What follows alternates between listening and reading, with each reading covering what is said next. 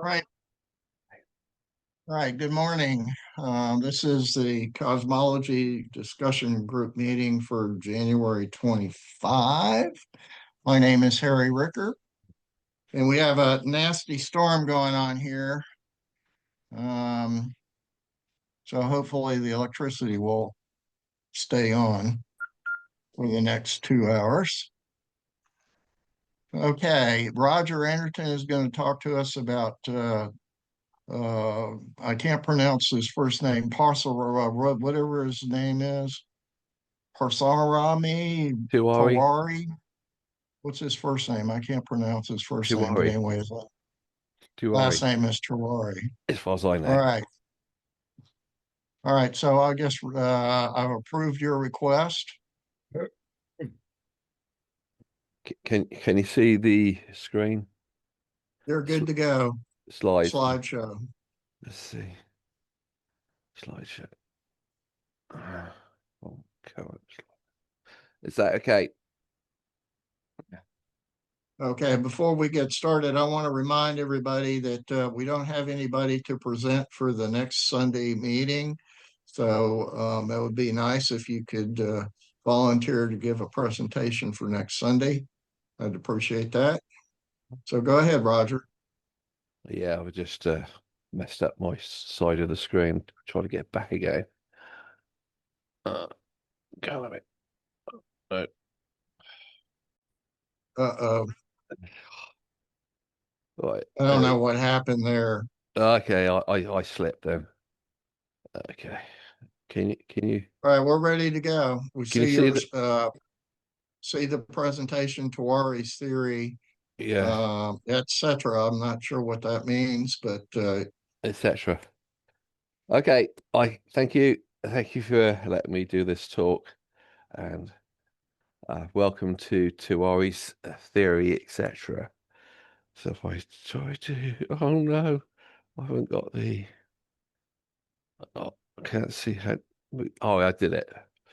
So there are too many problems with theorizing side of things before we actually get into doing experiments. The mainstream has string theory as one of their attempts to give a unified theory, and they haven't got far as working out an experiment to do with it yet. I think they've decided that's dead now. Have they? Oh, well, you're too far up on it with me. Then I still be following string theories as a possible unified theory from the mainstream.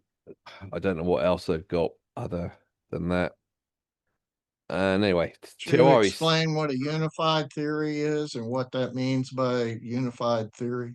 But you've got to combine quantum physics with relativity and so forth, and thermodynamics and everything else.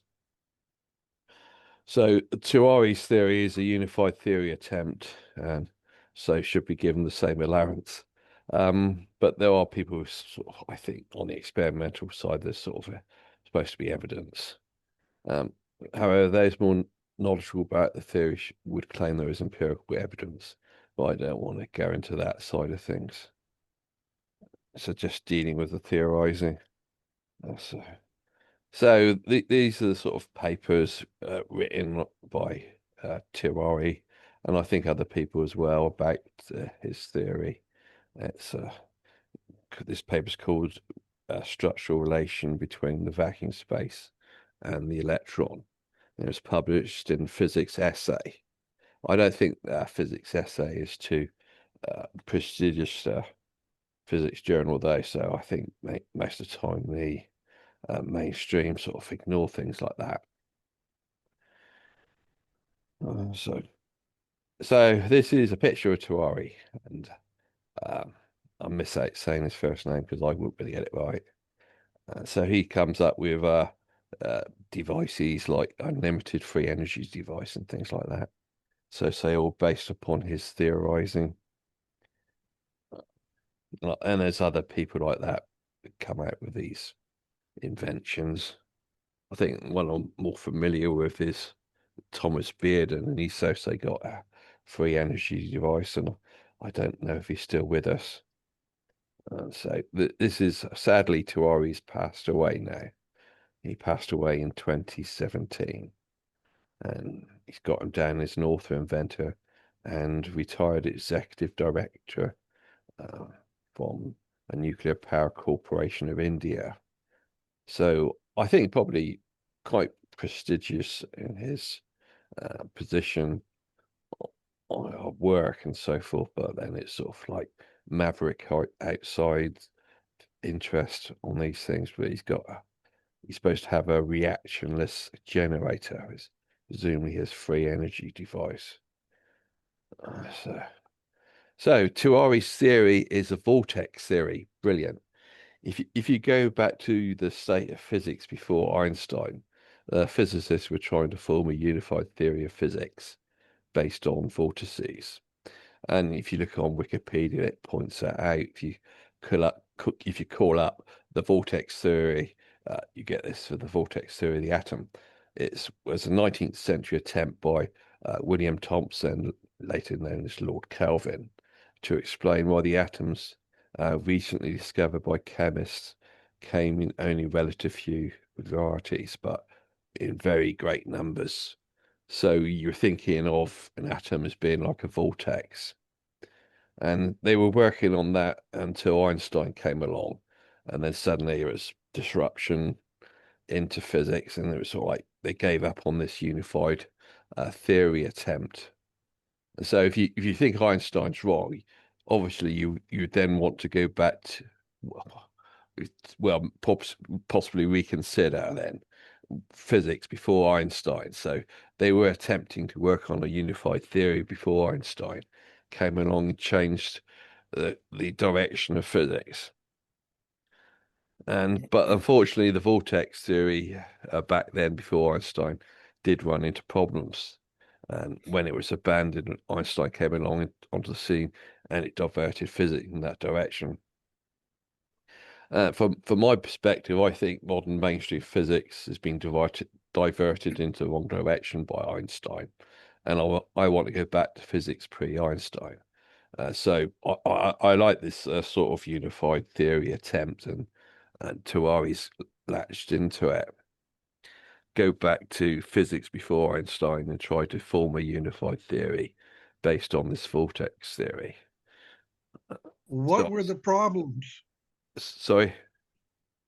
What were the problems, Roger? Well, there were a lot of problems that they were trying to work out the mathematics for it, and it just got too complicated.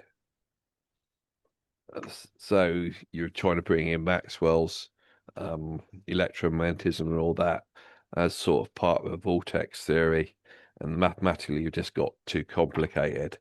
But interesting enough, the mathematics that they ended up with developing some of it seems to have been taken up again with their superstring theory. So there wasn't any there wasn't any escape from complicated mathematics, even though the mathematics got too complicated. That seems to be the direction that physics seems to have to go in, uh, from my point of view, anyway. You can't seem to get a simple theory, simple unified theory, without with simple mathematics. The mathematics seems to just get complicated. So, so this is a spoke ring demonstration, and that's kind of like a vortex. And so you got all these things on about vortices on the internet, I think videos and so forth. Now, this is a lady who I think believes in the mainstream point of view of physics, but she does like looking at uh, alternative physics.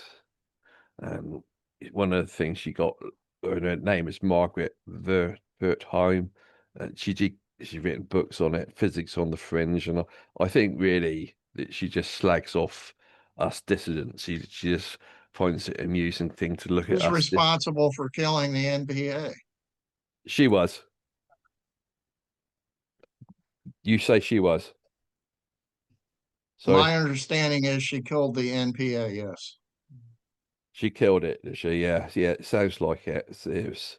she did go to an MPA meeting, which I was going to get to. I don't know the full details about that, but she looks at alternative physics and finds it funny, sort of thing. Uh, she goes with the believing mainstream physics. She's got that what we would call a dogma that she believes in mainstream physics, and anybody outside that, well, they're just funny amusement. So she writes these books like Physics on the Fringe, and I think she's just slagging us off. We're just a comedy act to her. So she's, as I say here, that she supports mainstream science, as far as I know, but does look at fringe science. And so this is where I'll point out she went to an MPA conference convention, and she went there and described it as watching 30 Jesus Christs. Uh, and it's a reference to where three schizophrenics who all believe themselves to be Jesus were placed in a room together. So she's comparing us dissidents as to being like schizophrenics with a total delusions, where everyone has the answer, everyone was the one, uh, and Sheldon Gray gets in on the act to slag us off. Told them it's none of everybody has their own pet theory, and so you've got a group of 30 of us. Everybody has their own pet theory, and they're trying to convince everybody else to go with their pet theory, and not getting anywhere. So But isn't when that how mainstream science works? I I don't see a difference. no, the mainstream go. Where's the difference with mainstream science? I don't see a difference. No, they don't do that. Mainstream is supposed to go along with Einstein's theorizing. Yeah, but they get up and they give talks and try to convince other people in the room that their discovery in physics is the greatest thing that has ever happened. Yeah, but they're supposed to be at least agreeing upon Einstein being a genius and so forth. So they're working from that sort of point Well, of view. that's because they don't invite you if you say things that they don't want to hear. Yeah, Kind of That's kind of like how mainstream news media filters the news. yeah. Well, yeah. So They you don't got want to, they don't tell you anything that they don't want you to know about. well, yeah. But basically, the mainstream is trying to put on a unified front, and that Yeah, unified but they front. still have a bunch of guys that get up at conferences and give these spiels about I have the right answer so I don't really see a difference there. Well, they're supposed to be agreeing on, so on one about the Einstein bit. So they're saying, well, they're agreeing on Einstein, and then they want to do the next bit further on. They say Einstein's right, and my theory is building upon that. That's supposed to be the kind of way they're doing it. And to prove their theory, they're supposed to have an experiment. So that's mainstream science. But from our point of view, many of us in the distant movement think Einstein's stuff is all wrong. So we've not got unity on that side of things. And so that's when these people like Margaret, they sort of like then mock us for thinking Einstein is wrong. Well, I think that a person like her is, she's I think she's kind of got her head up the wrong position there. I mean, I don't really see a difference between a MPA conference and a regular science conference. The only difference is they're talking about different things. Yeah, But I she's think possibly She noticed just that. doesn't approve of what's being talked about at like for instance at an MPA conference. She doesn't approve of it and thinks it's wrong, and so yeah, therefore she criticizes it. yeah, But Well, that's people true are indeed. basic. But she's Huh? possibly noticed, Harry, that there's dissidence among dissidents. So she's talking about 30 Jesus Christ or something, and we're yeah. all contending with each other. Whereas the mainstream, all these people with new ideas being presented at conferences, as you say, Roger, they're relying upon one Jesus Christ who might be, oh, I'm following an Einstein. Einstein, but I'm going further. Yeah, So maybe she's observing that. yeah. So I think it's probably I think it's I think she's just putting her own opinions on projecting her opinions on other people. yeah, but she seems to get more recognition from the mainstream, And when she puts this point of Yeah, view, that's because they want yeah, to label certain groups of people who think in certain yeah, ways as fringe Crackpots. science. yeah, that's it, Right. crabpox, yeah. So By the way, she's not a scientist herself, is she? I I mean, think she's Sabine, got something. yeah, she has some qualification, does she? Well, Yeah, she's a Professor Dave that just writes books instead of does yeah. videos. That's the way I see it. So it's people like this that Margaret She's that not just get a journalist, in other words. yeah, they get more attention from the mainstream, and this is sort of like the watchers. They guard the sacred mainstream science, and this is the kind of people that are doing it. So they come along Well, and anyway, my understanding is that when she wrote this book and portrayed the NPA in a very negative light, it caused this big dissension in the yeah, NPA and basically destroyed it. yeah.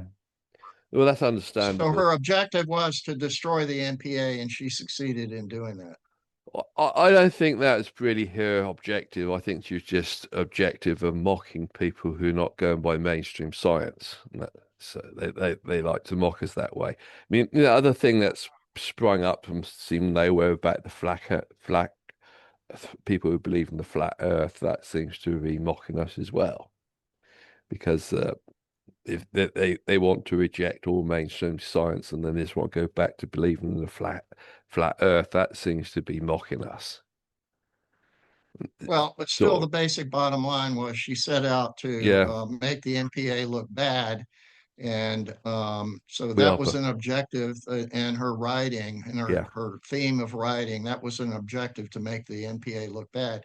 These statements here about watching 30 Jesus Christ, yeah, to me, that's, you know, you're start, you're you're characterizing an NPA convention, which is people who are basically doing science, hmm and you're characterizing them as doing religion.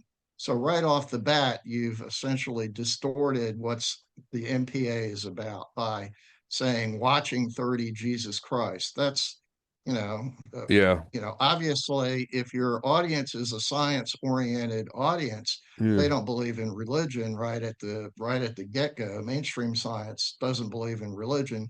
So by referring to MPA as 30 Jesus Christ, yeah, you've condemned them right at the get-go. yeah. Well, the other one was making us look like schizophrenics. And the trouble is, if you probably got a few people at a conference who've got really wild ideas, and then you got the people who are more sensible with lots of academic qualifications. And when you slag the whole conference off, the people who got good qualifications, academic standing, then don't want to be associated with it.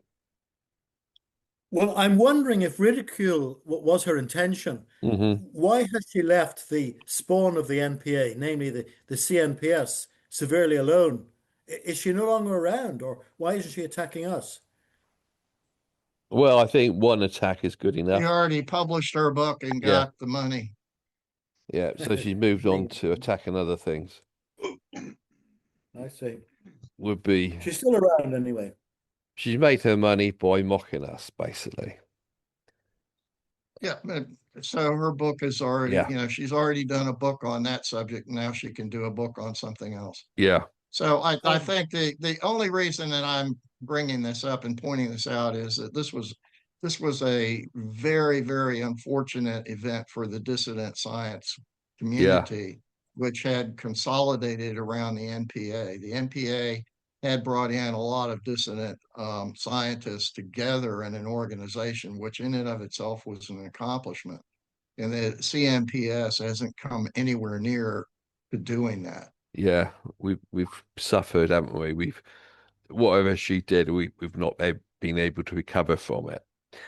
I'm But rather Correct. weak on the history, but I don't understand how the NPA allowed her criticisms to splinter the organization and destroy it ultimately. I would well, have thought it consolidated. it goes out into the mainstream, the news media and so forth. That's how we're presented to the to the most people in the public domain.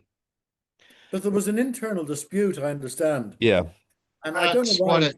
it wasn't internal. I don't really understand the issues involved, but apparently it had to do with getting rid of David DeHilster and Greg Volt, Yeah, as far as being in on the officers in charge, and that essentially, they people blame David DeHilster and Greg Volk and the leadership for this embarrassing incident, yeah, and basically seized control of the organization, which essentially, um, the response of David was to create another organization, the CMPS, yeah, and but it didn't have the finances.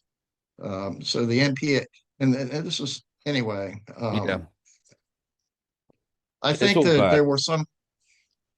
But Um, I think the problem, one of the problems, is lots of problems with the MPA. It's sort of like everybody is allowed to present their own theory. They're not organizing along one theory. The mainstream organizes along one theory, and they support Einstein. And in the MPA and us, and it becomes CMPS, we allow any theory. So you can either support Einstein or support something else, but we don't organize into uh, going around one theory. We're not building on So, anything. in other words, the bottom line is this woman is an authoritarian, and she Yeah, believes that only certain opinions can be expressed in science. And so her objective is science isn't about having a difference of opinion or a discussion of different viewpoints. It's about maintaining a single, yeah. unified, authoritarian opinion about what correct Well, science is. it's not. She didn't really understand what the NPA was about at the Yeah. fundamental level. Well, Okay, Sounds let's like move on. no, it's sounds not. like Uh, Professor I, Dave to me. I want to point out that it's not just her. I don't know who Professor Dave is. Is that an He's a guy internet on guy? you. He's a guy on YouTube that beats everyone up that doesn't agree with the standard science. Yeah. They're called gatekeepers, aren't they? So they're protecting the mainstream science. But it's Well, not just, that's what this person sounds like. yeah, This Wertheim person. yeah. So they're Um, gatekeepers. But it's not just Margaret, because if you look in something like a court of law, if you've got scientific evidence to present to show a person is guilty or innocent, you don't want it breaking down into, oh, we got these scientists and they all got different opinions about the evidence. From what the law courts want, they just want science to be one answer. They don't want it to be lots of different opinions. And at the moment, we've got a case in England about this nurse who's been accused of killing babies. And so, what the first case for the court she went to, the experts were only presenting evidence from their point of view that she was guilty. But now, what's coming out in the trial and the appeal, if you've got scientists with different opinions about that evidence, but that was never presented in the court. The courts only want one point of view for science. They don't want a multiple set of different I think opinions. you're referring to Multiple the prosecutors. interpretations. Yeah, interpretations. Multiple Prosecutors only interpretations. want one point of view. They We have want, the same issue in this country. yeah, they What is an expert witness? yeah, they want an expert witness to give what they say, and they don't want an expert witness to contradict that. Law But wants what should one point of embarrass view. them is that the defense then will call another uh, academic expert witness who'll give it the opposite view. Yeah, but that it isn't happening in this nurse case. That the evidence was only presented from one scientific point of view, and that's what the courts really want, and that's really what society wants. Our society, they want science to give one definitive, definite answer. They don't want lots of different answers, and that's the way our society is set up.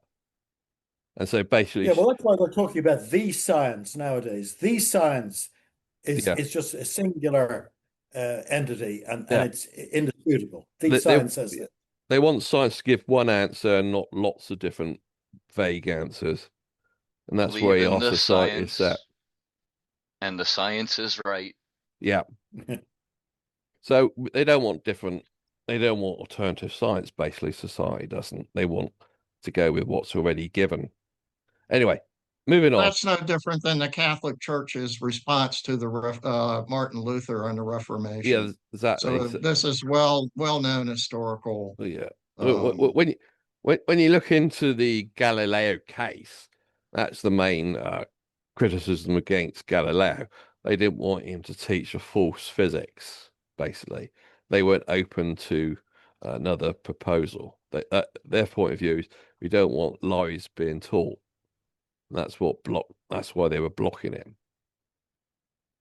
He was very free to investigate himself, but they didn't want it to go out into the general public when they considered it could be just lies. Well, I'm sorry to say, I'm reading a book about this right as we speak, and it's Yeah, much more complicated than you just made it seem. Let's proceed on to the yeah, Tewari theory, and we've sort of basically discussed Wertheimer and her negative attitude, yeah. and you might want to explain how she fits into the story. So anyway, she became very interested in this theory by Jim Carter about circlons, and that's probably just vortices again. So she got very interested in that, and she found it. I think she found it very amusing. She had idle curiosity of it, and that's the main thing that she latched onto. But I don't really see whether she realized it was physics before Einstein, really, this vortex theory that but she was dismissive of it all. She just found it amusing out of idle curiosity. Goes back to Descartes and Leibniz. Yeah, yeah, yeah. There's a conspiracy theory that Descartes was murdered Well, because, he had a vortex yeah, theory, and so did Leibniz. yeah, And that's what's called the Cartesian. And Newton won out um, in the argument, and his ideas basically captured the mainstream adopted the Newtonian point of view and yeah, rejected the Descartes Leibniz proposals. yeah, So that goes that far back. yeah. But they didn't really see how to fit it into this vortex theory, and it was still being worked on. That was sort of like the in the background as the unified theory. From Newton onwards, really. And then Einstein All right, comes we along. got about 10 minutes here coming up, Oh, so okay. I guess we need to move forward. Try to. so, so Jim Carter, she got interested in what Jim Carter was saying, and he discovered what he explains very well. He was a member of a community known as the Outsider for Scientists, Experiments, and so forth. And he's supposed to be a co-founder of the Natural Philosophy Alliance. I don't think that's correct. I've never Well, heard of him being involved in the NPA. this is what they're saying. I never don't think I ever met Jim Carter, and I don't think he would. I haven't either, and to say that he was a co-founder of the NPA strikes me as um, Yeah, yeah, maybe at some obscure place in the beginning. Basically, my understanding is that Chappelle was one of the main leaders. yeah. And I never heard of Jim Carter as a founder of the NPA, so this is news to Well, me. anyway, I think All that's right, where. let's move on. Let's just point out this seems like another error. So it seems like Margaret might have latched on to what Jim Carter was talking about. Then she found out about the MPA. Well, But she's labeling him as a Jesus Christ. probably one of them, yeah, probably one of the Jesus Christ. So she's fixated on Jim Carter, who is, as Yeah, far as I know, was not a main player in the NPA. yeah. I don't think he really worked out enough. Don't sorry, didn't work out enough details for his theory, but it's still tied into this idea of the vortex theory, which he pointed out dates back to Descartes and was being worked on before Einstein came along and diverted us all. So my complaint here is no one's ever coordinating anything CMPS to try to work on the same sort of theory. So really, I would have liked this vortex theory to be worked on. I mean, sort of like people sort of like say, "Oh, Einstein's wrong. We should go back to physics before Einstein." Well, really, we should be working on the vortex theory. More of us should be working on that, and then we would have some sort of like coordination, so that then it'd be more than just people like Jim Carter and Tewari talking about these things. There's been a lot of work on vortex types theories by various people, but they've never been sort of been coordinated into one structure. So it's based upon the observation that vortex can be created in a fluid by making it into a ring. That's the circle and so forth, the ring spoke rings and so forth, things like that.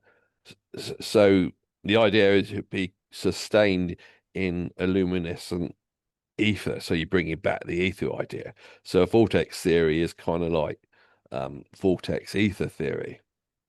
So you are going back. Okay, I want to point out that this is a particular um, type of vortex theory as opposed to Descartes and Leibniz, who were proposing and vortexes as an explanation for the planets in the solar system. And Descartes also proposed it to explain magnetism. Yeah, yeah. But what would it be? The vortex in would need to have to be some substance, and the idea is sort of like the ether, isn't it? Normally gets called an ether. So, getting back to Tewari's theory, it's what he calls a space vortex theory, SVT. So, why another theory in physics? So it ends up with people, all these 30 geniuses coming up with 30 different theories. And you end up with just another attempt at a theory for vortex theory. At the fundamental level, classical as well as modern physics, there are several unanswered questions and unexplained phenomena. How is the origin of the universal energy and matter explained? Question mark. What relationship does matter have with space in regard to its structure? Question mark. What mechanism works behind the gravitational attraction? Because Newton, sorry, had this idea of gravity, but it's not got a mechanism really behind it. You've just got some maths. So the idea would be to go to something like a vortex. And how is the very origin of gravitation explained? Question mark. Above all, how does one define the most fundamental form of energy without making use of the mass and charge property of matter, which could as well not be the primary properties? So the quest to answer these and other questions inspires Tewari to conceptualize his space vortex theory, SVT. Okay, we're going to come up here to the end. Yeah, Um, we got, so could you stop here and, yeah. I'll stop here then. okay, so does anybody have, there's a lot of comments I have about this part. Um, does anybody have any, the main thing to me is this problem of angular momentum Yeah, and where does angular momentum come from? But I have an issue with this idea of a vortex. A vortex, I don't think really describes clearly what to me, a smoke ring is not a vortex. I don't know. This is the attempt to try to explain these things. Well, a smoke Why, ring is a Particles thing moving that, around in circles. well, why is not? it's not moving in a circle. It's it's a toroid. Yeah, actually, there's actual, like natural form, the toroidal vortex that has two components of flow of ether. The rotation itself is actually flow, flow, equatorial and toral. So that kind of, that you mentioned the angular momentum and things like that. It's all Well, about actually. I don't think a smoke ring is rotating. The ring is rotating. What's rotating is the smoke inside of the ring. So it's not rotating, it's flowing. It's flowing in complex way. So at the same time, equatorially and thoroughly. Okay, well, The, but still to me, that's not a vortex. A vortex is just a circular motion that, oh no, it's a 3D, three-dimensional vortex, you know. well, that's one of the issues that I have with the word vortex. To me, vortex merely means a two-dimensional circular motion why should be that operates in a spiral. but why would be that, you know? Well, to Now, dimensional. please, Slobodan, you're not getting my point. And my point is that what is referred to as vortex is not really being clearly defined here. A toroidal vortex is clearly defined. Sorry. So are we talking about a toroidal Even vortex or are we talking even about a vortex? What are we talking about? about Do you toroidal know, vortex. Roger, can you clarify this point? I just think of vortex as like a whirlpool. You got water and it's That's spilled around. that's my understanding of it, yes. But vortex created in the swimming pool by two plates horizontally moved at the same time. You know, these are just half of toroidal vortex. Well, Which you're is talking just about solitons now. okay. The different names, you know, you can say solitons. Okay, but it's All right, something. What's so we important? need to It's important. talk Yeah. about what is meant by the word vortex.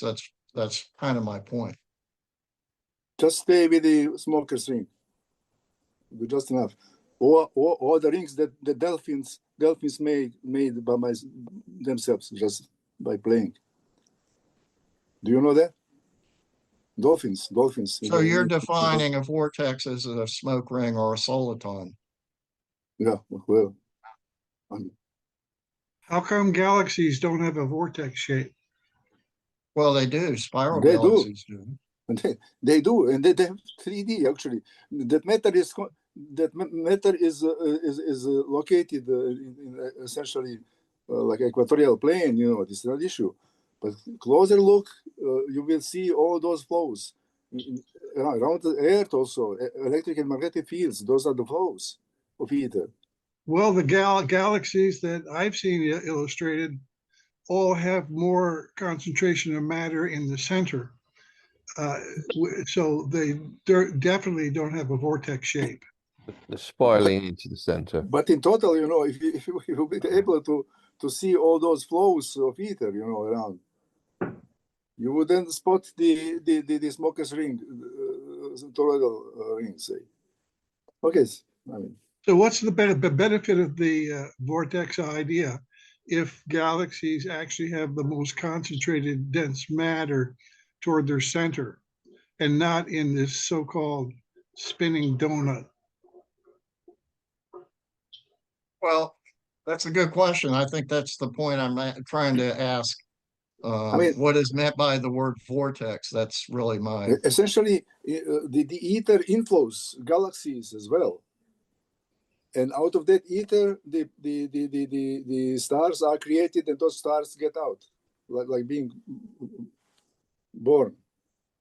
I mean, I'm talking from the standpoint of the ether dynamics of Vladimir Akimovich all right. Chukovsky. We're gonna get cut off here. Yeah. We got very little time left. Okay, so I think this is an issue, Roger. Well, I'd like to submit that a whirlpool isn't just 2D. It's got depth as well. It's not two-dimensional. It's also composed of something. It's composed of water. Like what is a vortex composed of that causes the swirl? You know. Water is flowing. The molecules of water. And they create that structure. I mean, consider hurricane On a line. Okay, so now we've got the recording started again. Hi. I'm sorry to interrupt you there. Should I repeat that? The recording wasn't started. So Okay, what you well, were saying, it I didn't would get say recorded. I would say anything that is spiraling, circular, like either in a flat plane like a galaxy, or our sun within the galaxy moving in a line, in a linear line, in a spiraling motion, that's a vortex. It's not only about spiraling motions, but about spiraling structure within that very body. And, Like the Earth's magnetic field. It's sure. toroidal. Yeah, actually, the flows that goes equatorially, they actually manifest as magnetic field or magnetic interaction between two such bodies. And the flows that go equatorially, they manifest as electric field. And, those 1/r² to the squared proportionality and 1/r to the third. Well, But that's the standard model of the iron ball spinning, creating a magnetic field within the Earth. But we think that in the electric universe that the sun supplies 10 million amps of energy to the Earth every second of every day, and that energy creates the magnetic field of the Earth. Hey, we're sort of off topic Yeah. here. I think we've established that what is meant by the word vortex needs to be more. I would To only say space vortex theory, needs. I mean, I think I have a different understanding of what space vortex is than what you might have. So Yes, I we're think looking. that really there can't be, to reinforce Harry's point, I don't think there can even be a rational discussion until you give us the one or more equations of what you determine is defining a vortex. So that we know what you're talking about. Otherwise, we have no idea what you're talking about. Okay. I call it science poetry. Jim, there is formulation of the formation of toroidal vortex within Navier-Stokes equations. Just modify Navier-Stokes equations as Wilhelm Bauer did. Well, so far that has not been presented here today. I don't see it on the screen. Mechanical formulation. The common Maybe you occurrence should of give the a curl presentation. operator or the rotation operator in vector calculus, whether to do with dynamics or whether electromagnetism, would seem to indicate that there is some conception of a rotation. But rotation is, confused with the flow, All right, let's let Roger proceed on, and Yes. maybe we can get a better understanding of what the topic is about. So go ahead, Roger. Well, anyway, if we don't know what a vortex is, it is problems. I point out when they were dealing with it at the end of the 19th century, they were having problems getting the mathematics. So it's still something being worked upon. I do think that did Kelvin have a sort of I think he had a smoke ring vortex kind of idea. Yeah. And so that's by bringing in Kelvin, then you sort of defined it to be more like the smoke ring idea. That was his attempt, yeah. So he was trying to do it. You got to try. Well, until you're stating that the mathematics haven't been worked out and or, as you said previously, are too complicated.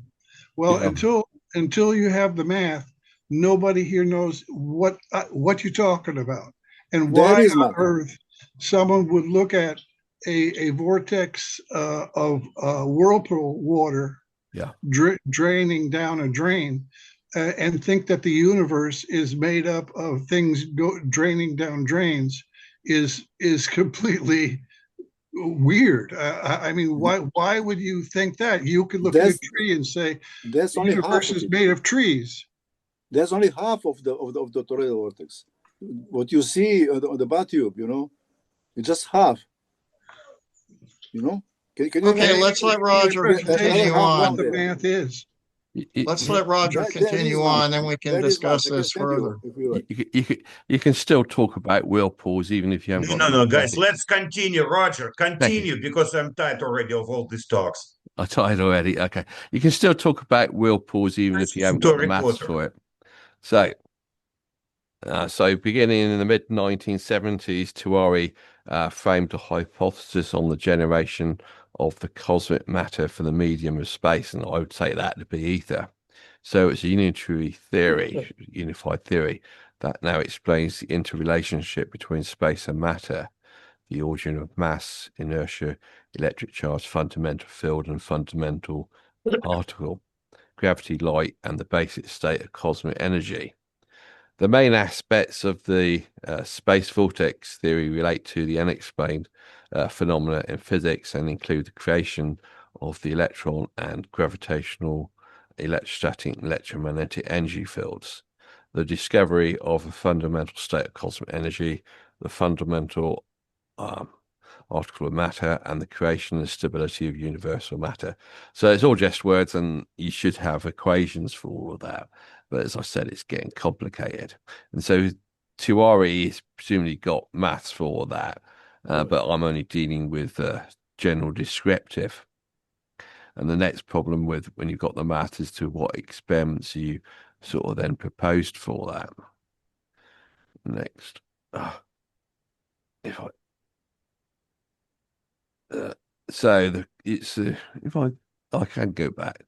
So the creation of matter is a process in the universe, and that's rather mysterious, really. Where does all the matter come from? Why is there a universe, and as opposed to there not being a universe? So the process of creation of matter in the universe is the basic phenomenon. So you've got to accept that.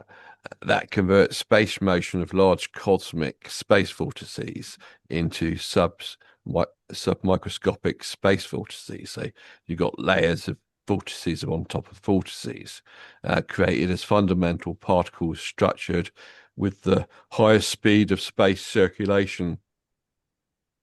In this phenomenon creation, the space energy from the electron center is transferred to the universal space's energy fields, and gravitational, electrostatic, magnetic, and electromagnetic motions of the fluid space, and I say that would be ether again, is the most fundamental velocity field from which all the above energy fields are derived, i.e. the basic velocity field unifies all the known energy fields. Absolutely true. Yeah, so that's the general. It's a big mouthful there. Well, it's a general That's a big mouthful. General But there is this creation of matter a one-time event, or is it a ongoing process? Well, ongoing process, of course. I think it's an ongoing process as well. I mean, so like, well, I'm asking, what does Tewari's theory say? I mean, does he make an assumption about this? Yeah, it sounds like it's an ongoing process from Tewari, from what he says there. So with the mainstream, they seem to want to make it just one event, the Big Bang. Suddenly everything comes into existence, and that's sort of like magic. And the other point of view would be it's an ongoing process of creation. But you got this problem. Why should there be a universe as opposed to there not being a universe? And you've got to make the assumption that there is a universe. And so from whatever mysterious process the universe came into existence. So, yeah, next. Space is not energyless. So in space, there's always energy. Due to the existence of velocity fields in the whole universe as large cosmic vortices with independent centers, cosmic energy resides at each point of the universal space, except at the centers of the fundamental particles of matter. This new concept is diametrically opposed to the modern understanding on the seat of energy in the medium of space and in the structure of matter. In the absence of matter and its associated gravity and electromagnetic fields, space is considered energyless according to contemporary physics, whereas the reality is that the dynamic space is the first source and the cause of creation, stability, and the subsequent existence of cosmic matter and fields. So that's his point of view. And my point on that, I don't really see that. Roger, you state that that is his point of view. Yeah. Nothing in this paragraph here is defined. It's not a point of view. I think you're misrepresenting what this person, Tewari or whoever he is, that he's not presenting a point of view. Well, this is just if you want to split. This is what we call a word salad, or no, at best. Well, I understand. I understand a rough idea what the words mean. I understand what the word space means. I understand what the word universe means. And contrary to some of us here who don't understand what the word vortex is, I understand what vortex means as kind of whirlpool. So I do understand the words here, and these words, and so forming sentences, and they're supposed to be forming mathematics in the way then Tewari talks about things. So it's not. I don't. Well, you see, the assertion that events occurring in your brain when you say "I understand," is not science. It's my thinking process. We've left science behind. Okay, proceed. I don't want to interrupt you. Let's see what comes next. It's my thinking process, and the way I think about things is the way I'm trying to understand things. And so this resonates with me as something that does make sense. And what would be arguable is to look at the mathematics that these words are representing and saying whether it actually fits. Yes, but what resonates in your head has nothing to do whatsoever with science. But anyway, go ahead. I disagree. I disagree because it's my understanding of things that we're talking about, and this is the best I've got of understanding things. Is my thinking process is in my head. So I think you're going on diversions. Sorry for the interruption. You're just going on diversions. Everybody's got their own way of trying to understand things, and so talking in terms like this, this makes sense to me as in the way I've tried to think about things. So what I'm pointing out now, there's just too much information about physics going off in all sorts of different directions, and I find it difficult to make sense of how it may or may not fit together. And this is back to the 30 Jesuses again. You got 30 Jesus with 30 different theories, and you start studying them, and you kind of like, how do all these different theories fit together?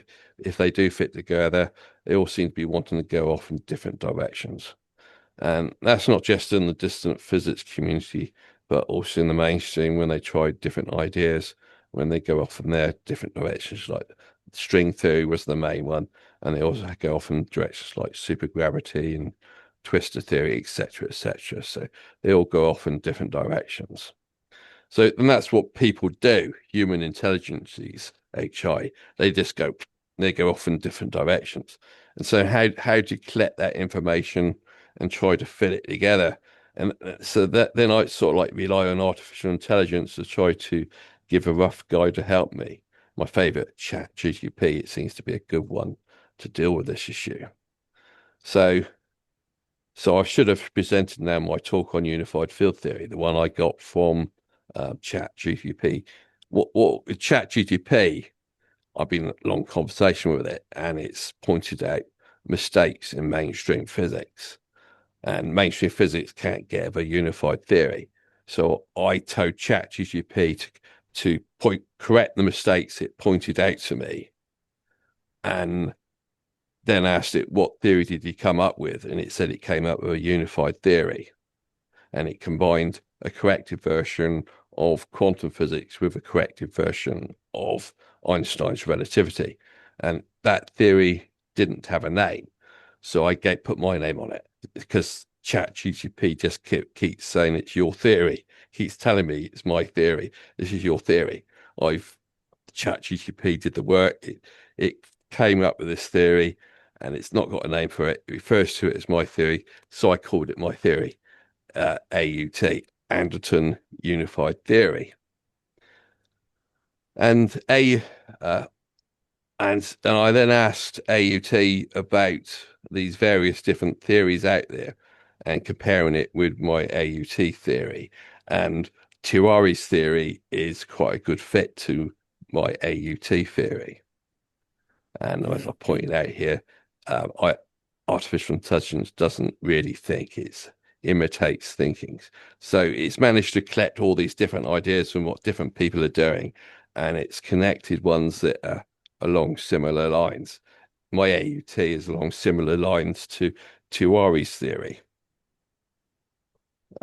So that's what I'm pointing out. General relativity does not unify with quantum mechanics, and mainstream have tried different ways of trying to do it. I just say you need to correct all the mistakes in those theories, and then then AI came up with AUT. So there you go, this is the corrected theory. So I formed a unified theory as easy as that. I got somebody else to do it for me. And it connects to Tewari's theory. Based on what it tells me. So it's circular in a certain sense, that is. And from my point of view, it's this person who was the Joker. He's been the one that's given the most influence onto modern physics. And it's a joke, basically. Everything he sort of thought is a joke.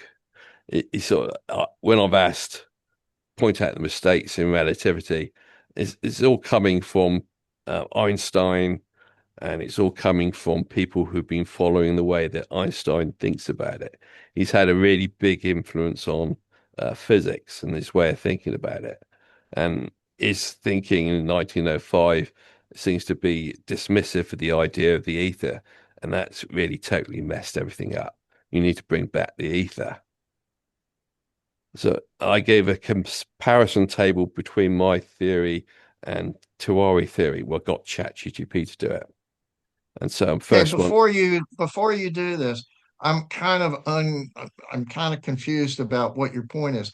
What your point is you're saying that you are just talking with correct me if I'm wrong. Yeah. My understanding is what you're saying is you were talking to ChatGPT, and then you were coming up with some kind of a theory in your conversation with ChatGPT, Yeah. and then you discovered that this is similar to an already existing theory called the Tewari theory. Is that Yeah. correct, or am That's I it. Yeah. mistaken?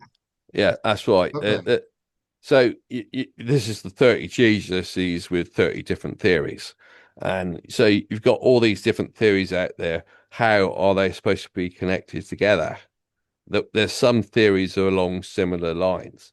And so some theories are thinking about ether, and some theories are dismissive of ether. So for the theories that are thinking of ether, which ones are the similar ones? So Tewari's theory seems to be similar in some things to what a Chat GTP came up with. Yes, but ChatGPT didn't draw to your attention the possibility that Tewari's theory was similar to yours. Am I correct? You'd actually input to ChatGPT that Tewari's theory existed and was there a comparison? And maybe what spurred your mind was that we were meant to have a talk on Tewari's theory a few weeks ago by Toby Grotz, who didn't turn up in the event. Yeah, And I don't know if you tried to contact him because I think he actually knew Tewari before he just died. So yeah, he's talked to him about this. yeah. That's brought my attention to it, Tewari's theory, and I asked Chat GPT how similar was it to the theory it created, and you can ask it about lots of different theories. You can compare it to um, compare. You can compare theories. So it compares it, and it's sort of like it's quite a bit similar to what Tewari is talking about with the one it generated. And so I think on the lines of Einstein is the one has been most influential in making others in the mainstream follow his lines of thinking. And Well, it's that interesting, to consider this indeed, Roger.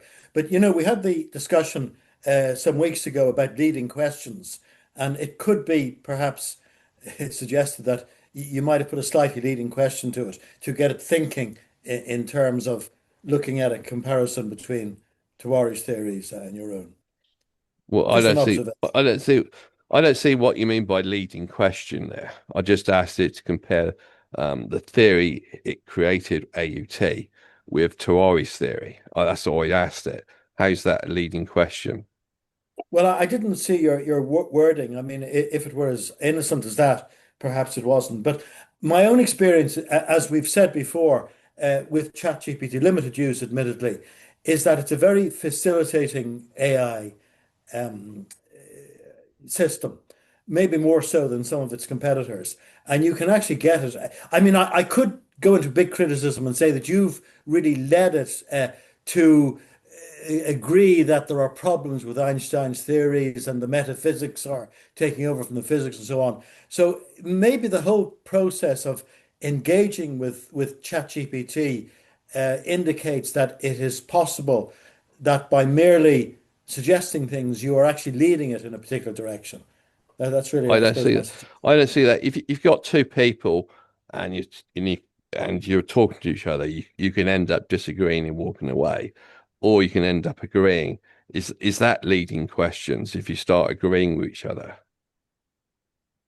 I would, if I may interject there, that with all due respect, that the language models, which they are not artificial intelligence, are not even capable of doing a simple ergo or adding up two logics and, make a conclusion or extract data from it. An AI is quite stupid in that sense. It is a master in constructing sentences, grammar, papers, movies, etc. But I really would argue that an AI has nothing new to offer. It can only extract information from what is already there. I'm pointing You're out. absolutely right. And part of what is already there, in fact, most of what is already there is based upon the questions that you've asked, Roger. Well, as I point, Obviously, David de Hilster, who has if worked you're on asking it to, LLMs, tells me that they're basically no more than autofills. You know, when you can get a form to be autofilled. He said that's all they're doing, really. There's no innate intelligence there at all. hence the word artificial. It's an artificial intelligence. It's imitating intelligence when it's not got intelligence. But as I pointed out, there's 30 Jesuses, 30 different theories, and there's actually more than 30 Jesuses. And so AI is good at collecting information. So you've got all these people that can be talking similar ways. And I was pointing out here, there's too much information about physics going off in all sorts of different directions. And I find it difficult as a human being to make sense of it, or whether it may or may not fit together. But AI seems to be collecting that information and it's showing where that information is fitting together. It would then be a human being to decide whether it wants to agree with that or not. So basically, it's formed this theory, which I call AUT, and that's from just correcting what it says on the mistakes in relativity and quantum physics, and then it's formed a unified theory. And then I've asked it, how does that compare to other theories? And in the case of Tewari theory, it seems to fit quite well in a lot of areas. So that's basically... Roger, what you did not present is what you have when the mistakes in a particular theory are quote unquote corrected. What's left? What do you have? You get AUT, Anderson Unified Theory. What do you mean by that? How can you? So AUT is a mythical theory which no one can define what it is. Well, I've defined it. Except to say that it corrects other theories. Over the weeks. This doesn't even sound like logical, coherent talk, Roger. Well, it is logical. Over the weeks on StreamYard, I'll be presenting the build-up to the AUT. I've gone into the issue of metaphysics and mathematics. Well, and perhaps you ought to present what the AUT is. Sorry? As far as I know, at this point in time, the AUT is only in your head. No, I presented it this yesterday. I presented the AUT as to what ChatGPT. I listened in on yesterday. There was no presentation of the AUT, sir. There was. Go back and look at the video. You want me Okay, to? You want I me to? feel compelled to I did intervene here. present it. I did present I feel AUT. compelled to intervene. I don't remember a single equation, a single clear There definition. was maths involved. There was some maths involved, and I referred you to well, actually, one of the slides did have the maths, but some reason StreamYard didn't show that. There was an equation for the velocity. There was maths. Okay, Roger, can you proceed with your presentation? Yeah, Um, and I've dealt with the maths in the previous videos for okay, we can discuss that Forget later. StreamYard. Yeah, so it was AUT. You had a descriptive of AUT and all that sort of thing.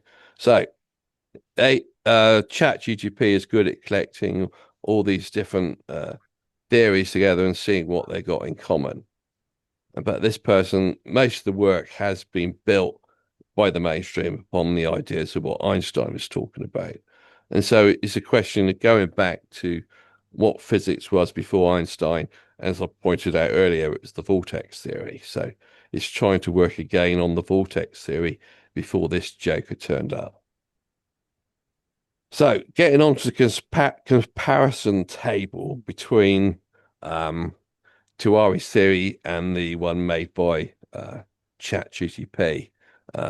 First off, they're showing the things they have in common, and then it's showing the things they have it different. So these are the shared features of the two theories. You've got ether in both of them. And so space is real, continuous physical medium, not empty, and it's not purely geometric.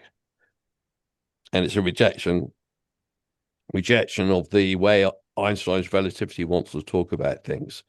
That's the nature of things with space-time. And so it also goes up to non-Einstein interpretation of things. And you also bring it back in the preferred frame. Preferred frame's coming back, and you've got mechanical causation. So you're bringing it back on all these things which the people who'd been doing Einstein's relativity have been rejecting. And which were in the physics before Einstein came along. Well, I dare say, if I may, that you'd get a similar table, exactly the same actually, between the existing theories and the mainstream and any of the theories of the 30 or more Jesuses of our own systems, because we all have this difference between our own conceptions and the mainstream conceptions. Yeah. And nobody's been, these 30 Jesus theories, they're not being unified into one construction. So ideally, why would you want to do that? Why would you want to do that? What if the theory is complete nonsense? Why would you want to unify it with anything? You would just discard it. I really don't understand the logic, or is there any logic in what you're saying, Roger? of course, you're trying to build a unified structure upon which to carry on building physics from. And everybody's going off in different directions. And really, people need to come together and have a common base upon which they're working from. Going off and letting 30 Jesuses go off in different directions doesn't really help. You need to see what Jesuses can come together and build upon a common structure. See, there's a lack of coherence here. I asked why you would want to incorporate a theory that was complete rubbish, and you didn't even address the question. Well, it's you not started rubbish. talking about everyone going off in other directions. That was not the topic I raised. I don't understand what topic So you're there's trying just to a be. lack of coherence. I don't understand what topic you're trying to talk about. I'm trying to talk about you build from a commons theory, and people going off in different directions. That's not building on a common theory. You must come together and agree upon what parts should a theory have. The mainstream have done that with their structure. They're going by what Einstein says. And I'm saying by dissidents, we should be building upon something common which we can build from. And so whatever your point you're making doesn't make sense to me. Building upon a common theory, if it's accurate, you would have to discard some ideas. You know. Well, the way I'm doing it, I'm discarding Einstein's ideas. Most of the ideas that come from Einstein, I'm discarding that and going back to ideas which were around before Einstein. So I'm trying to But build upon I that. thought you said that the GTP had fixed Einstein's theory, and Yeah. now you're saying you've discarded it. Well, that's what Which AUT is doing. Was it fixed, or are you discarding it? What Is AUT this is what doing we're is, seeing here? Is that the UT something something? sorry, What we're seeing here on the screen, shared features of the two theories, is Yeah. that the UT that you're referring to, sir? yeah, AUT. I'm comparing AUT theory with Tewari's theory. Yeah, but the slide, just the one you had just a few seconds ago there with the list. That. Yeah. Yeah. Where does this come from? Like there was another list. It said matter was made up of parts of ether. Where does that come from? Is there any substantial? It's what it's Is there what anything that is at the basis of those things? Because they strike me as weird. And there was another list you had there, and about matter being spatial, which is something that I agree with. But then it says matter is organized. Well, that raises a whole lot of questions there. So where though do these fundamental things come from? What's the basis of it? How do we conclude even that matter is made up of ether? You know? Well, you've got to start from some sort of assumption like the universe exists, and then you're trying to make sense of what the universe has. And it does seem to organize itself into structures. And then you've got to have Well, words you can use to describe those structures. On Ito's point, I'd like to just say that in 1932, I think it was, two physicists postulated that electrons were made of light particles. yeah, but that's the And same thing. and recently, Yeah. a university in the United States ran the experiment and created an electron from two high energy Well, photons. So I would say that's the ether. that is, I think, probably very disputable. Just first knee-jerk reaction there, if that is actually real, because it But doesn't Myron, even add up, two photons making an electron. but The same for protons. As far as I know, protons have never been destroyed. Protons have never been created. Now, protons are what we call matter. So saying matter is organized, please show me how. Saying matter is created up of ether, do we have anything that substantiate that? So I find these list of points quite debatable, actually, nor do I that's my reaction there, sir. So sorry, but Okay. yeah. Okay, we got 5 minutes. So I warrant that if you put into this system, is Tewari's theory a unified theory? It would probably say yes based on this. But Tewari never claimed that his system was a unified theory, a unified field theory, or a unified. I think he did claim it was unified theory. Did I he? don't know what other people are saying after that. He says in this, what he's saying here, it's a unitary theory, which is a unified theory. Unitary theory. Yeah, unified theory. I would take that to mean.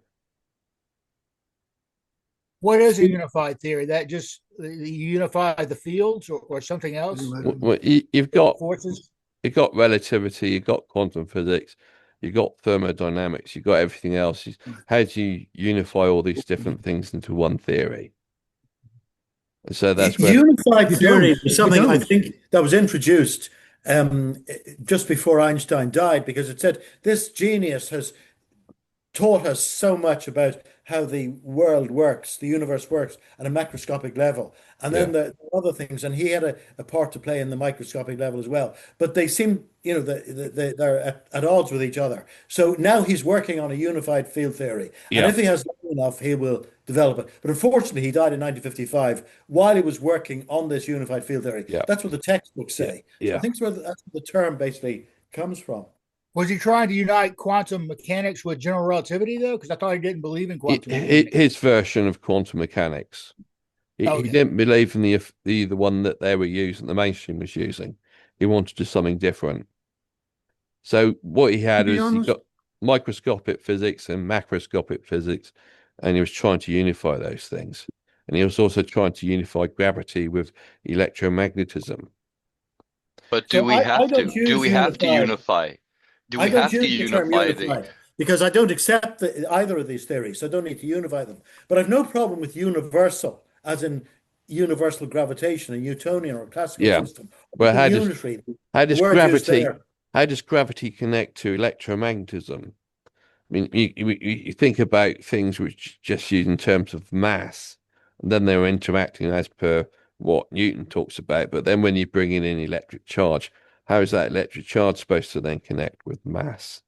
So you got all these different things, and how are they supposed to be connected to one thing, to But one theory? my point is, do we even need a unified field theory? Is there even a thing? Einstein brought us that concept that the field, everything needed to be unified. What if things that are at the atomic level are so different because they're different? Yeah, but then No, if you're actually, working for the point is that there is no need to unify existing theories, but to find theory that covers everything, a very simple way. So That's much here, better. Tewari has actually fundamentally that part in place. You know, he has that flow, that velocity of in the space, velocity of flow of certain substances, certain substrate, gas, say. With him, it is ideal that it cannot be the case, and out of it emerges everything on all scales. And we just may call this electric interaction, magnetic interaction, or gravitational, or whatever. But in all cases, as he states, those are interactions related to the actual flows within particular formations. Actually, the flows that form those particles, say electron, proton, photon, and neutron, and things like that. Apparently, we're coming up to the allowed end. to say that theories exist, but we're not allowed to talk about what the theories actually are. That's very Okay, frustrating. Okay, less than a minute. So yeah, it's gonna stop here in a second. As I I don't said, know what percentage of the slides Roger has covered, but as a respect to Roger, I think we should allow him to finish his presentation. yeah, this thing. All right, I got it now. You're doing it. Yeah. Okay, why don't you try to see if you can get it? It's Can you recording find now, it? so Yeah. Huh? it's I got the turned it on. notification. I Yeah, understand. it's recording now. I turned it on. Yeah. All Thanks. right, I'll have to my- send you a copy. All right. Yeah, you have to do that. Thank you. All right, Cheers. this is our third session here. We want to finish it up here, Roger. Okay. More. It's got more here. No, record. Let's try that. How's it going? I don't know. Isn't playing me up here. Oh. Okay. So trying to get back again. So people can form different descriptions, and this description is based upon using Aether. And why how things are not working now? Well, I see the slide, table Yeah. 1. Okay. Yeah, it's back again. It's playing me out like anything. So people can form different descriptions and form different building things to build upon.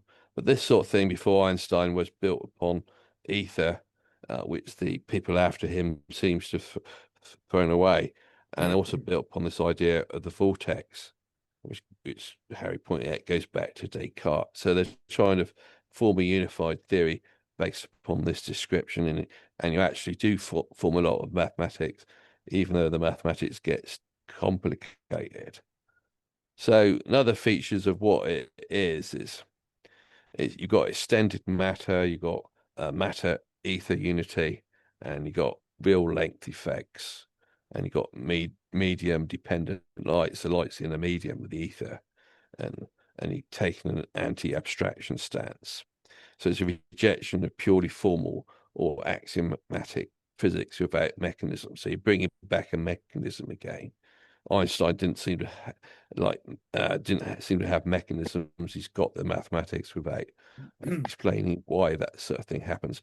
The classic point is in the Lorentz theory, you had a mechanism for the length contraction as being its interaction with the ether, but Einstein is just the length contraction is without ether, so it doesn't really make sense. So it's a critique of modern orthodox physics. So, but there are a lot of things that are different between the two theories. I'm going by what it's describing here as a neo-Lorentzian ether theory, and there are certain differences. So it still raises questions of how do you connect the two things better? Who's right in the two things? Which would be further questions to ask ChatGPT. And this is the further. So, and it's, I didn't hear that. So it's further things like one-way light speed. And that's central to the theory of what my theory AUT is, which has been called here the neo-Lorentzian ether theory. It's central to the theory then of that my AUT, but it's not really addressed by Tewari. So there are issues that are not addressed by Tewari and need to look further into. So I think that might be it. So there's even more difference here about how do you interpret the experiments. You've got the Muir lifetime experiment and so forth. So the methodology is even a bit different.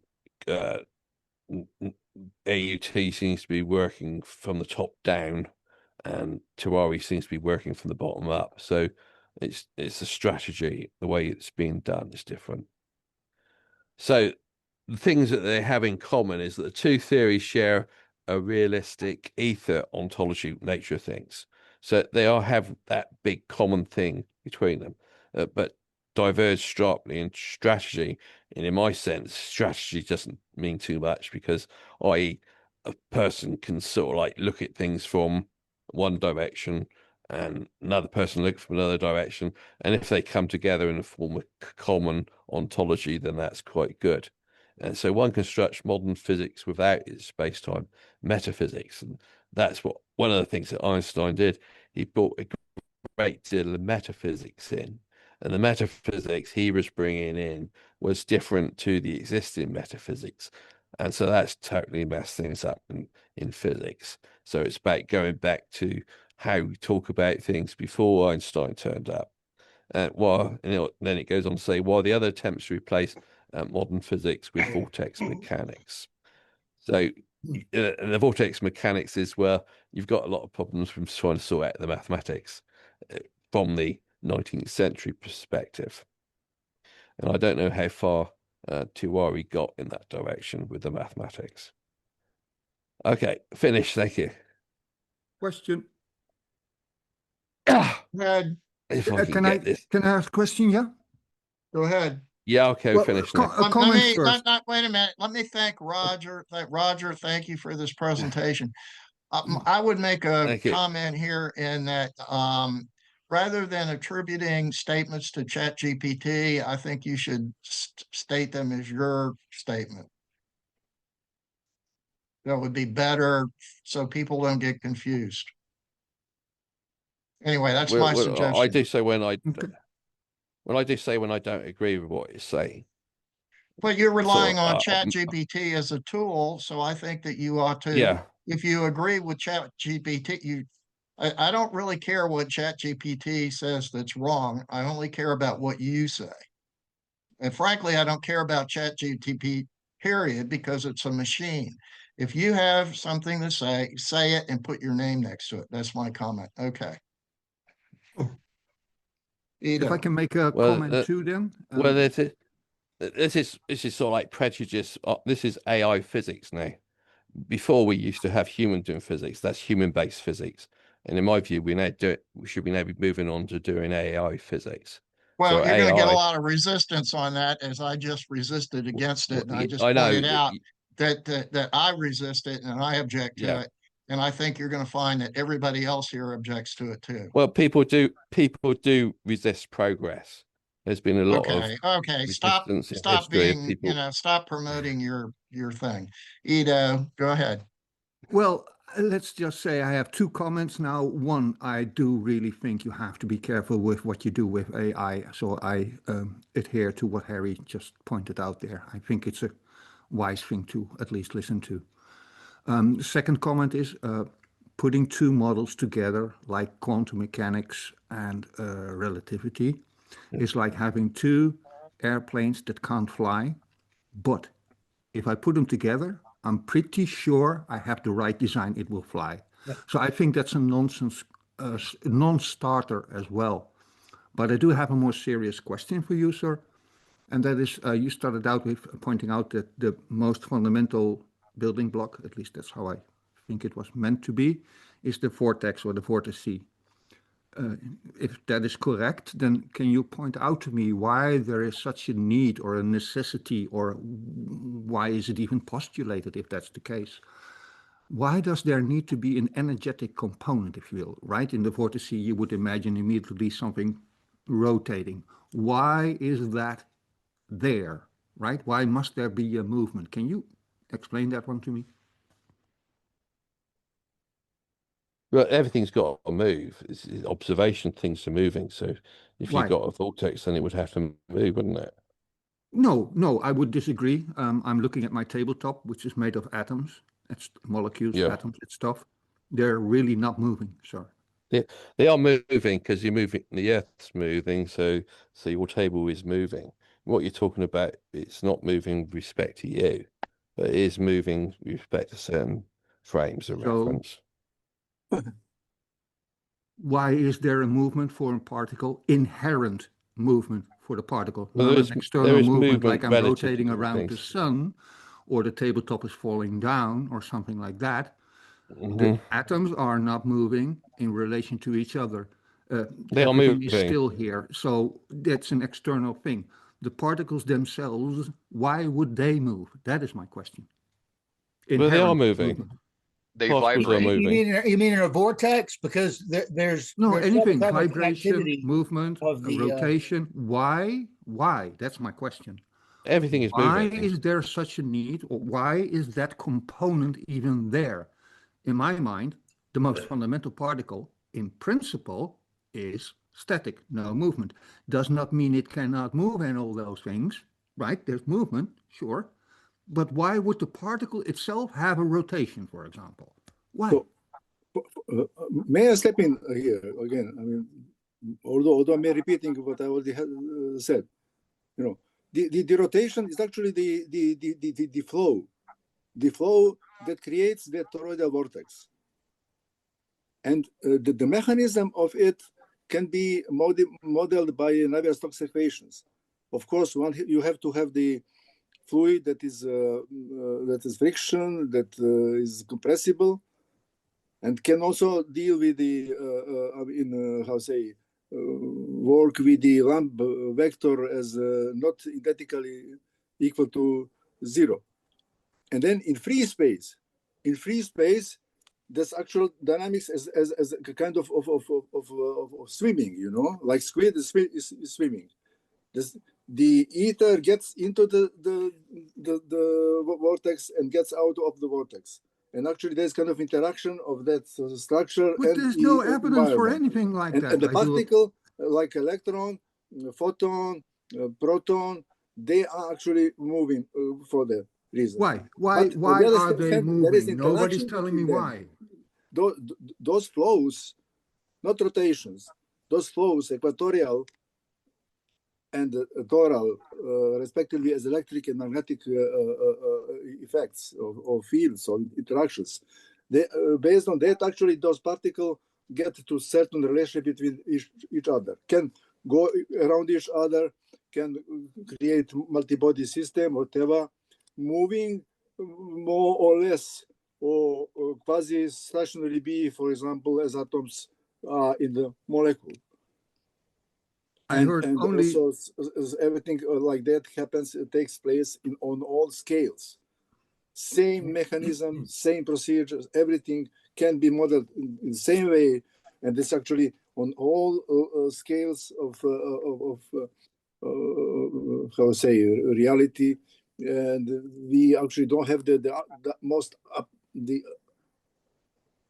upper, how to say, uppermost scale or lowermost scale. It's kind of no metaphysics, whatever. But if you have certain substrate, as a rarefied gas, for example, out of it, everything can be formed to high scales and to lower scales. I've heard And only as I said, postulates also so to far answer and to comments of assumptions. James Keeney, you know, there is mathematical model made by diploma physicist Wilhelm Bauer, who did it when he was in his 50s or whatever. I mean, when he returned from the Russian imprisonment of the Second World War and studied physics at the Free University of Berlin and so on. So. Okay. That's the problem with today's presentation. What Slobodan just said, if there is a actual mathematical treatment of these whirlpool vortices, that's what should be presented. So that we, because otherwise we're just dealing with word salads. I have translated that basic element of the Wilhelm Bauer's work. It is titled The Annihilation of Entropy in Vortices. Entropy Vernichtung in Wirbeln. It is uploaded on ResearchGate in Academia Edu. So please. Maybe that should be presented here. Provocative title and should be related to that part of Tewari's work related to the high efficiency generators, reactorless generators. There was a reference to modeling. Entropy annihilation of entropy in vortices. That means actually second law of thermodynamics is untenable. And you will see the actual mechanism, how it goes, kind of spontaneous formation of vortex out of unordered flow of certain particles as molecules of gas or particular. This is all external energy. Nobody's answering or addressing even the question that I posed. Why would matter have inherent movement? Look, unordered energy of certain particles or molecules or whatever that go in all directions without any order. They actually get ordered by entering the flow to take place within the toroidal vortex. Okay, but is that there because you assume it must be there? And that's actually the basic formation, and then that is matter, creation of matter actually. And of course, consider matter or flow, interaction between flows as electrical, magnetical, and interactions and so on and so on. So. Okay, maybe I'd like to interrupt here. We just can assign the conventional terms to particular phenomena and particular interactions. Slobodan, I don't think we're really making much progress here. So I want to interrupt here. Ito's asked a fundamental question. I think Roger answered it by saying it's a postulate of his theory. the issue that, at least that's my understanding of it. The issue is I have a number of issues. Okay. So I know that we have this gentleman, NBS 0688, who I don't know who this person is. Could you introduce yourself? You put a comment in the chat. HBS 0688. Harry, it's Harvey. Oh, it's Harvey. Yeah, thank you. Oh, Yeah, it's Harvey Bruce Scribner, and I logged in at like what I usually do with my company email I didn't address or whatever. recognize you. Okay. All right.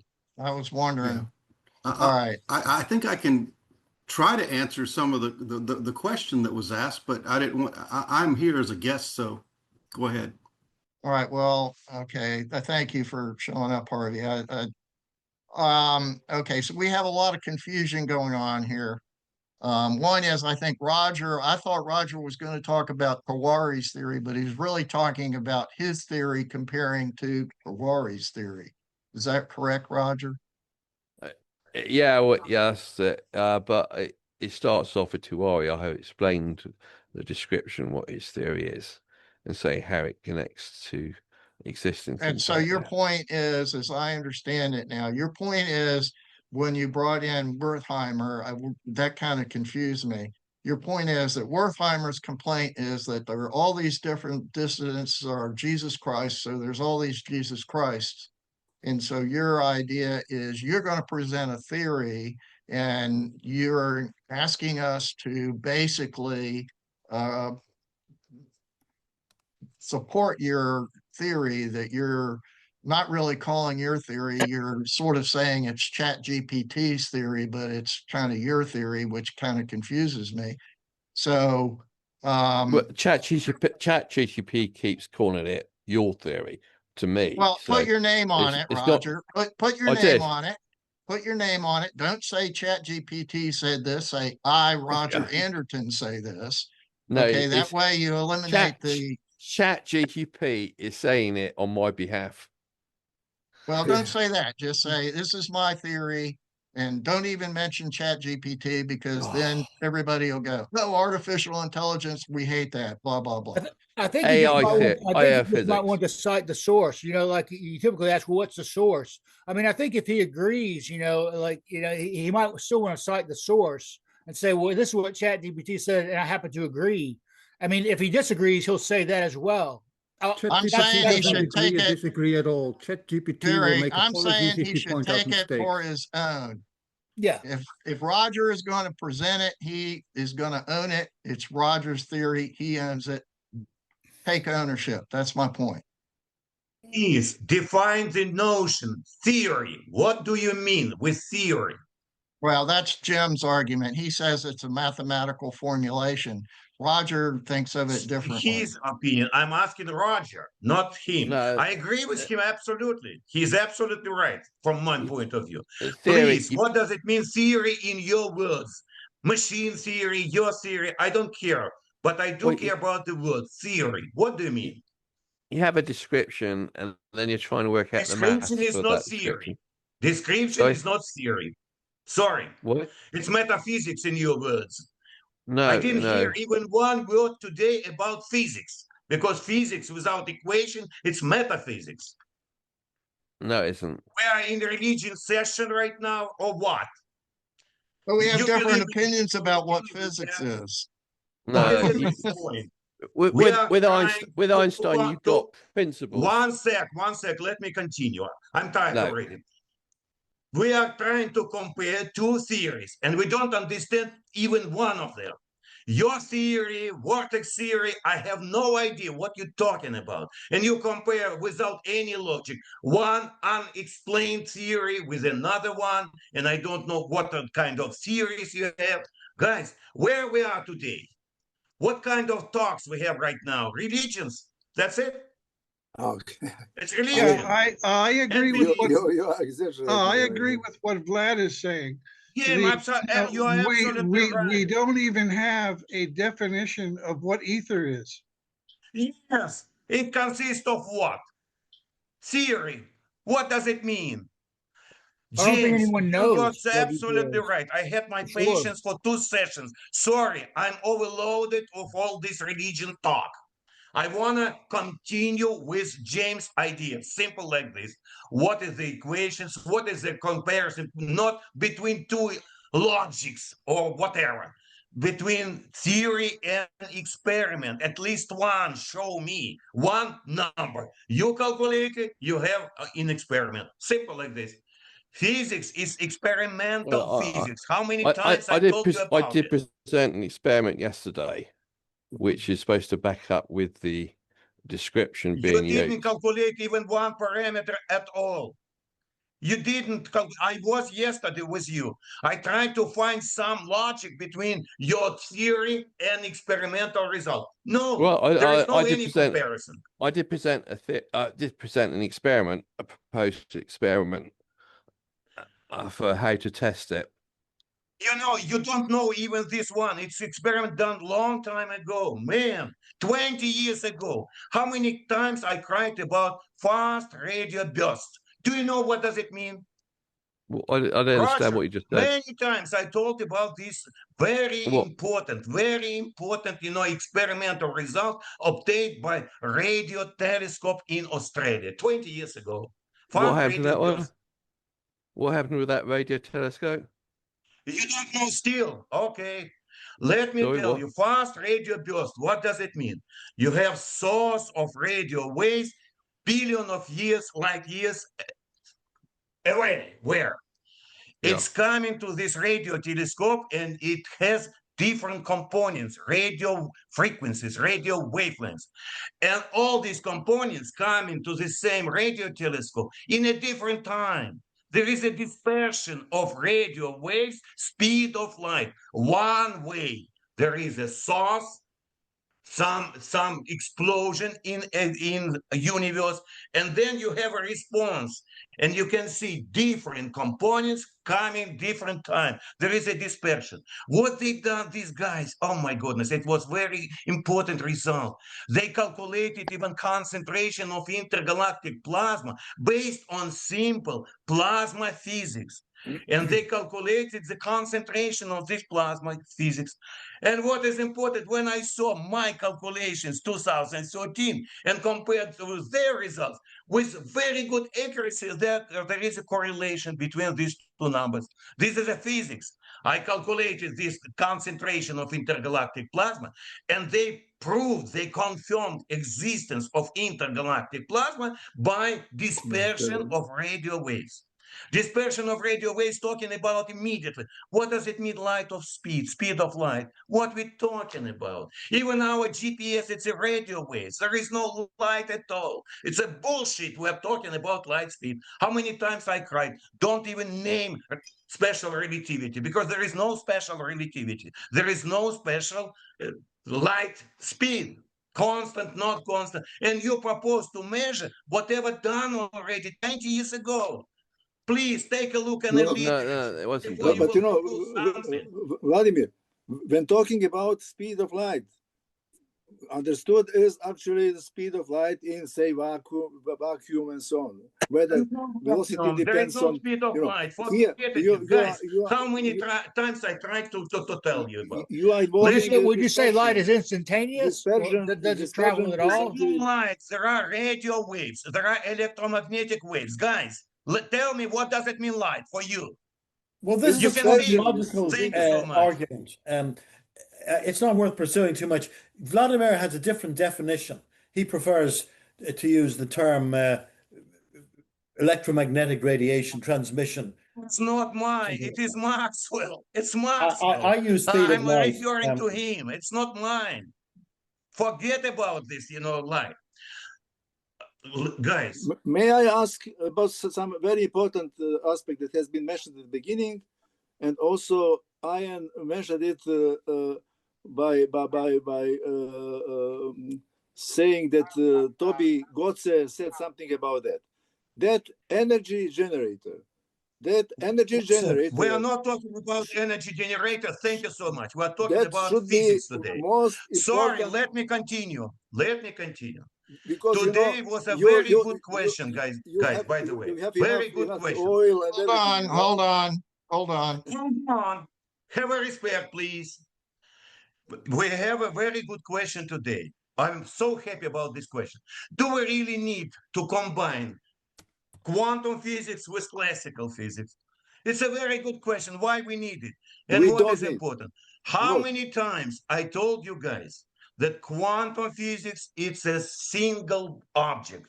Atom, electron, I don't know which one. I am classical physicist. Classical physics based on ensembles of particles, ensembles. It's a totally different story. How you can combine two physical theories based on single object and on our ensemble of objects. Why do we need to do it? It's a bullshit. All this unified theory, it's a bullshit. It's people, they don't understand the difference between quantum physics and classical physics. Many times I told you about the air around you. We have some quantum objects flying around and so on and so on. Do we know about some their movements? Nothing. We are calculating average kinetic energy of these molecules, and we found the temperature.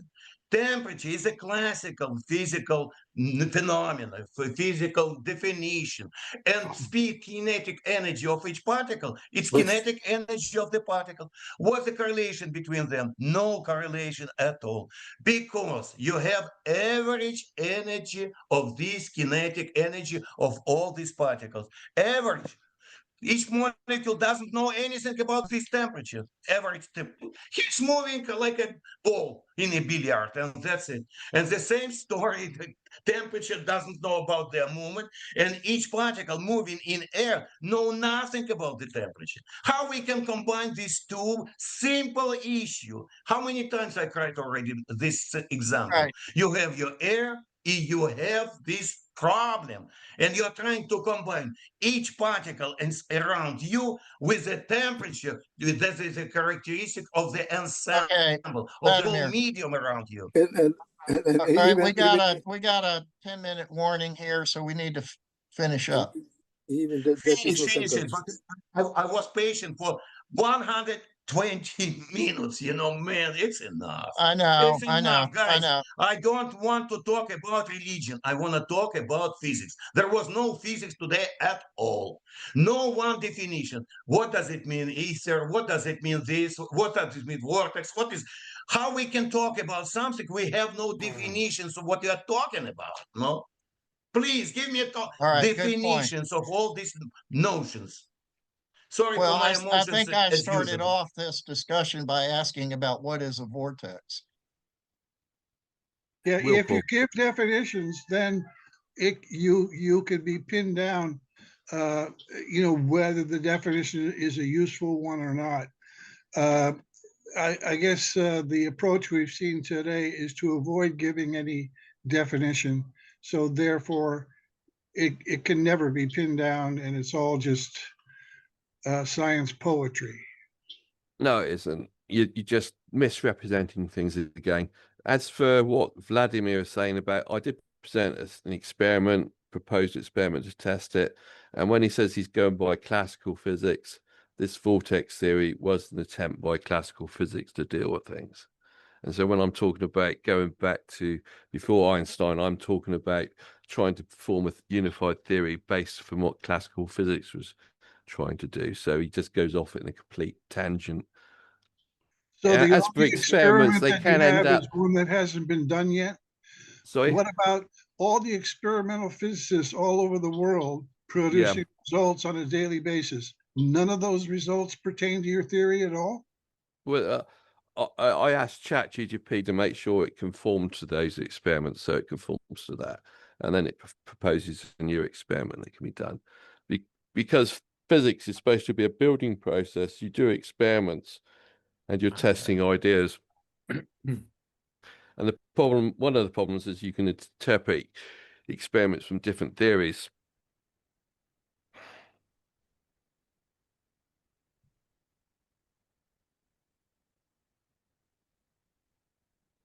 So whatever Vladimir's talking about, often tangent, and you, James, you're off on a tangent. Well, I'm connecting to the physics they've got at the Yeah, moment. I guess I'm science is pointing a out tangent that we as can far do as things today's talk differently. goes. Yeah, Roger, let me inform Sorry. you. The Nobel laureate in physics, Penrose, he told quantum Penrose. physics, quantum mechanics bullshit. And you are in supporting the idea of 100 years ago, please refer to the contemporary physicists. I have a respect to them, and they have an opinion. It's inconsistent. It is not working. It's bad. And you are trying to combine bad relativity with a bad quantum physics. No, I corrected What relativity. I kind of, pointed out to you. theory you have? I pointed kind of out theory? I got ChatGPT to point out the problems with Forget relativity and about then this correct word. them. Harry told you a Sorry? few times already. Forget about. You have your own brains. I used No, to, to improve AI my is English by writing. AI is the way to go with it. And if you There don't is like no progress, then you're AI just a physics Luddite. because there is no even human physics right now. All No, it's of this AI. physics AI is the mess way right now because of humans these have failed. religion talks we have right now with you guys.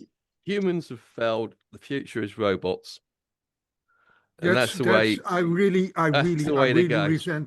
resent that AI is as stupid, or rather more stupid, than my old-fashioned calculating machine, because AI, the free I love your versions, comment. Thank you so much. the free versions cannot even calculate because they predict the next word, and the next word was 4.11 because that's the most common answer in a certain formula. The thing doesn't even calculate. AI And the beats future chess is players. not robotics, and physics is not done by AI. And AI is not a replacing person. people. It doesn't have an opinion. It doesn't have wisdom. Well, it doesn't have you logic. don't have to have opinions. What you talk about? Absolutely things right. that humans Stupid. want. Don't name it. Artificial intelligence beats chess players. It's better at chess than people. That is very, and eventually very it's taken over everything else. From intelligence. Sorry? It's got That nothing is to a do with it. roboticized. The only reason that thing can beat somebody with chess playing is not because it is intelligent.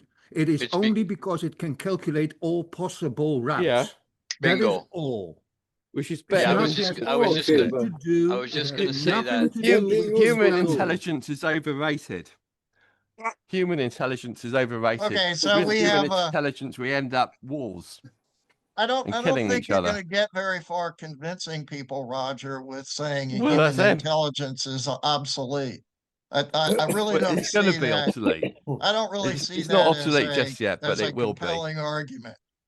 You're telling people that what they think is nonsense and wrong, and you're not going to convince anybody by doing that. People have failed in chess. Let me propose some voting. The future is let me propose artificial some intelligence. Voting. Let's vote right now. ChatGPT is forbidden. And let's hand our hands up. Because it is not intelligent, it is not smart, it is stupid. Let's all of us, with my two hands, I'll hold up my hand, but I disagree. Forget it. It's a I'm voting for. It's you can't tool. see it, but I'm Don't for. replace your brains for brains of AI. Forget it. Guys, I find a lot of value in ChatGPT. Forbidden. All right. Most of our guys, forbidden. Okay. So, Roger, the bottom line is that you're encouraged to put your name next to what AI produces. And if anybody says, where did you come up with that? Then you can say, I referred to my computer tool. Yeah. Okay. Yes. But I don't think you should use the words ChatGPT, because I could probably go and find another AI, say Gemini, that would agree with what ChatGPT said. So now you've got two AIs arguing with each other, just like we're arguing with each other. As far as I can tell, ChatGPT is the better one for you dealing with physics. That's just your opinion. Go to, it can be. That's your human opinion. That's a human opinion, which you said is worthless. So I'm not sure what to make. I didn't say it's worthless. I'm just Yeah, saying you we're did. getting replaced. It is good actually that we're getting replaced. AI, that's not the same as worthless. AI could be used as an impartial person. It is good until it is so. Until the time Refer when you that guys would to not be the possible. sentence we had today. Any theory without a single equation, worthless, is worthless. It's got the exactly equations. the I point. was giving the general All your description of the theory is theory. worthless because there It's was got not lots even of maths one on it, and I equation. pointed out it has maths problems. You're just misrepresenting things again. You just want to keep misrepresenting it. I There is refer lots to of this mathematics. sentence There and is lots I and lots and lots of absolutely agree mathematics. with it. No single equation, no theory, worthless. There's lots of mathematics with it. You just want to keep misrepresenting it. Well, there's also a lot you can understand with through words and concepts without math at all. I mean, Yeah, math exactly. is inherent in the language. All right, we got a minute Language, left. it's a metaphysics, it's an idea, it's a religion. It's a religion, yes. All the religions in words. In physics, it's experimental science. Please stay on a basis. Experiments, equations, comparisons, and all this stuff. This is the physics. I There's think maths in the Vladimir, Bible. In the I Bible, think the there's point maths. is So that, you've got that what maths with Einstein religion. said is, I think what Einstein said is religion. And so Roger is just proposing another religion to supplant the Einstein religion because Einstein's not physics. Yes, religion. Yes, Well, because in his theory, it's only geometry, guys. There is no physics at all. It's an interesting point. ChatGPT does point out what the people who believe Einstein are doing do kind of tend to believe a religion. So it is making that connection as well. You know, Roger, if you want to believe Einstein, you got that religion. All right. Okay, Roger. I believe more Penrose than your ChatGPT. I'm very sorry. There are some famous physicists, they have their own brains, not brains of machine, and then they have their opinion. And they claimed it, their opinion, not ChatGPT ideas. Okay. Roger, we're coming to the end. Okay. The big question is, how much do you pay for ChatGPT? That's a good question.